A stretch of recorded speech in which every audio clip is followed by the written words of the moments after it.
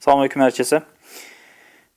Növbəti bir məsələnin video həllinə baxaq. 50 dərəcə Selsiusdəki 800 qram doymuş məhlulu 20 dərəcə Selsiusdəki soyutluqda sıxlığı 1,125 qram bölsün santimetr kub olan məhlul alınır. Alınan məhlulun həcmini hesablayın millilitrlə. Və bizə bir qrafik verilib. Bu qrafikdə 20 dərəcə Selsiusdə həll olma əmsalı 250, 50 dərəcə Selsiusdə isə 600 qeyd olunub. Ümumiyyətlə, həll olma əmsalı nədir? Həll olma əmsalı 1000 ml həll edicidə həll olan maddənin qramlarla miqdarıdır. Sadəcə olaraq bu tipli məsələlərdə adətən həll edicidə su götürür. Ona görə də 1000 ml elə 1000 qrama bərabərdir. Ona görə də biz burada da bu həll ediciyə su kimi baxacağıq. Yəni, həll olma əmsalının 600 olması onu göstərir ki, hər 1000 qram həll edici götürülüb və 600 qramda həll olan maddə götürülüb. Yəni, belə çıxır ki, məhlulun hər 1600 qramında 600 qram maddə var. Deməli, avtomatik olaraq buradan deməli 1000 ml bu 50 dərəcə Selsius üçün keçərlidir. Onda 1000 ml məhlulda 250 həll olub və baxın 1250.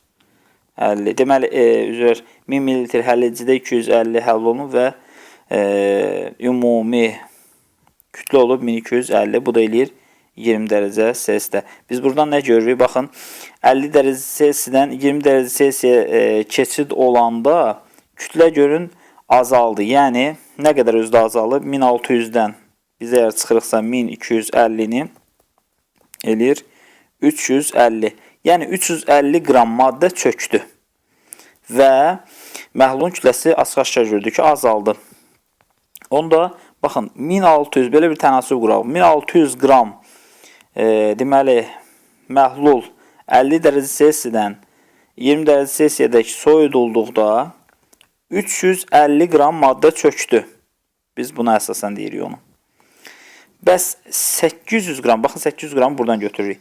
800 qram məhlul 50 dərəcədən 20 dərəcəyə soyudulanda x qram maddə çökər. Biz buradan x-i tapırıq ki, eləyir 175 qram.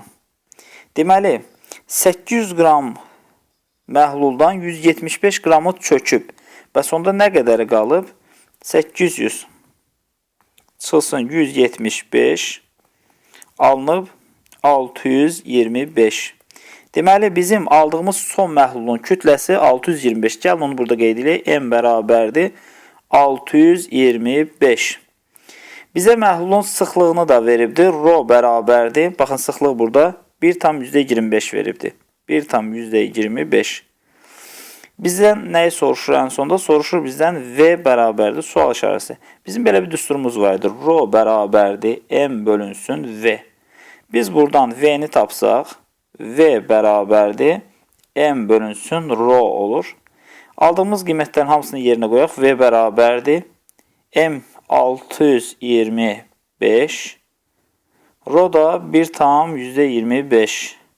O zaman bərabərdir 500 olur. Deməli, bizim aldığımız məhlulun həcmi 500 ml imiş. Sualın düzgün cavabı A variantıdır. Diqqətinizi görə təşəkkürlər.